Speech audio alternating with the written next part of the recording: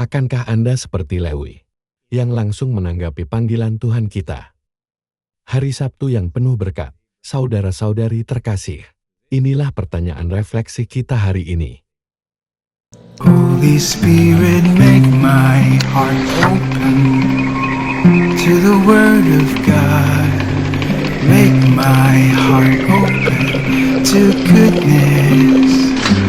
Make my heart open to the beauty of God every day.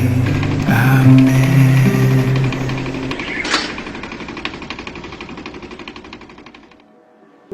Kehidupan Santo Antonius dari Mesir mengingatkan banyak orang pada Santo Fransiskus dari Assisi.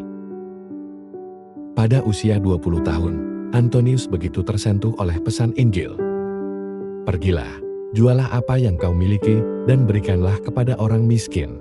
Sehingga ia benar-benar melakukannya, dengan menjual seluruh harta warisan besarnya. Perbedaannya dengan Fransiskus adalah bahwa sebagian besar hidup Antonius dijalani dalam kesunyian. Ia melihat dunia seolah-olah penuh dengan jerat, dan memberikan kepada gereja serta dunia kesaksian hidup asketis dalam kesendirian, dengan disiplin diri yang besar dan doa yang mendalam. Namun, tidak ada santo yang antisosial. Antonius justru menarik banyak orang untuk datang kepadanya demi penyembuhan dan bimbingan rohani. Pada usia 54 tahun, Santo Antonius menanggapi banyak permintaan dan mendirikan semacam biara yang terdiri dari sel-sel terpencar. Sekali lagi, seperti Fransiskus, ia sangat takut pada bangunan megah dan meja-meja yang penuh kemewahan. Pada usia 60 tahun, ia berharap dapat menjadi martir dalam penganiayaan Romawi yang kembali terjadi pada tahun 311, dengan berani menempatkan dirinya dalam bahaya, sambil memberikan dukungan moral dan materi kepada mereka yang dipenjara. Pada usia 88 tahun, ia masih berjuang melawan ajaran sesat Arianisme, sebuah luka besar yang membutuhkan waktu berabad-abad bagi gereja untuk pulih sepenuhnya. Santo Antonius dari Mesir wafat dalam kesendirian pada tanggal 17 Januari tahun 356, pada usia 105 tahun. Gereja mengakui Santo Antonius dari Mesir sebagai pendiri dan bapa kehidupan monastik Kristen. Pada tahun 2019, Suster Pri dan saya bersama komunitas CFC dan anggota komunitas Katolik Filipina di Kairo melakukan ziarah ke biara Santo Antonius di Mesir. Biara ini dianggap sebagai biara tertua di dunia, berasal dari abad ketiga. Santo Antonius, pendiri dan bapa kehidupan monastik Kristen, membangunnya di dalam sebuah gua di pegunungan. Biara ini merupakan sebuah oasis di gurun timur Mesir, tersembunyi jauh di pegunungan Laut Merah, sekitar 140 mil tenggara Kairo. Santo Antonius hidup selama puluhan tahun di sebuah gua kecil yang terletak sekitar 3 mil di atas gunung Al-Kalzam. Diperlukan 1420 anak tangga untuk mencapai tempat pertapaannya. Yesus pergi menyusuri pantai. Orang banyak datang kepadanya dan ia mengajar mereka. Ketika ia lewat, ia melihat Lewi, anak Alfeus, sedang duduk di tempat pemungutan cukai. Yesus berkata kepadanya, "Ikutlah aku."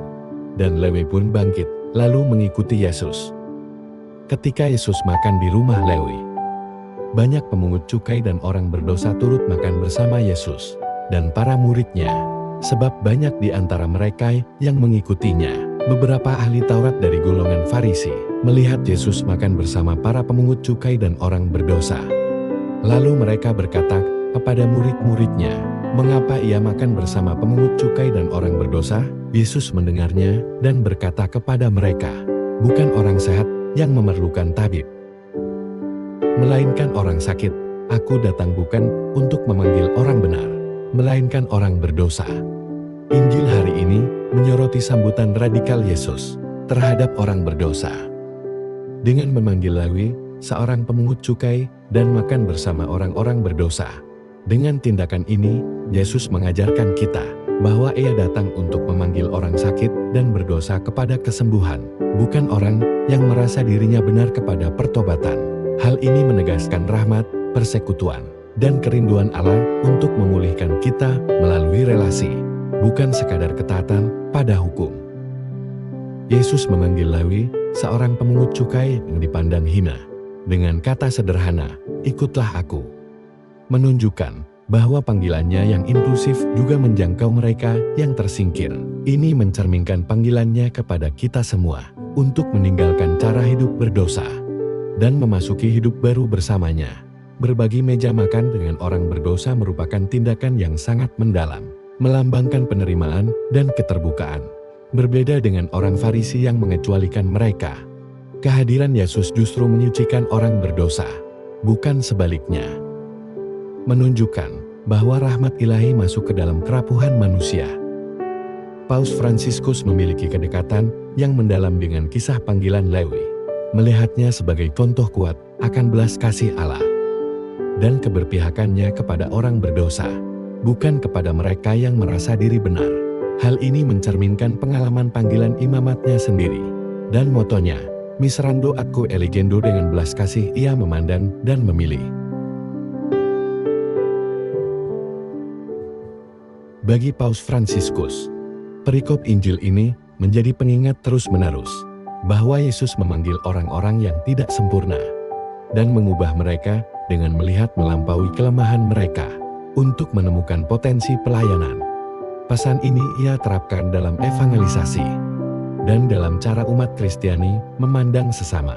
Ia menekankan bahwa Yesus tidak memanggil orang karena kehebatan mereka, tetapi memampukan mereka yang Ia panggil. Dengan demikian, Allah melihat pribadi, bukan label, dan memanggil mereka yang jauh dan tersingkir. Paus Fransiskus merasakan panggilan Allah menuju imamat pada pesta Santo Matius tahun 1953, yang sangat ia hubungkan dengan belas kasih ilahi. Kisah panggilan Lewi mengilhami pandangannya bahwa misi adalah inti kehidupan Kristiani, dan bahwa orang Kristiani dipanggil untuk memandang sesama dengan tatapan penuh belas kasih Yesus, bukan dengan penghakiman. Singkatnya, bagi Paus Fransiskus, panggilan Lewi melambangkan kasih Allah yang mengubah dan penuh belas kasih yang menjangkau mereka yang terpinggirkan dan memanggil mereka kepada hidup baru dalam pelayanan, sebuah pesan yang ia hidupi dan wartakan. Marilah kita berdoa dalam nama Bapa dan Putra dan Roh Kudus. Amin. Santo Matius, Rasul dan Penginjil yang setia, doakanlah kami agar kami semakin memahami firman Allah dengan lebih baik. Bantulah kami untuk merangkul panggilan kami sebagai murid dan membagikan kasih Kristus. Semoga teladan hidupmu menginspirasi kami untuk hidup dengan integritas dan tujuan, mengikuti Yesus dengan sepenuh hati seperti yang telah Engkau lakukan.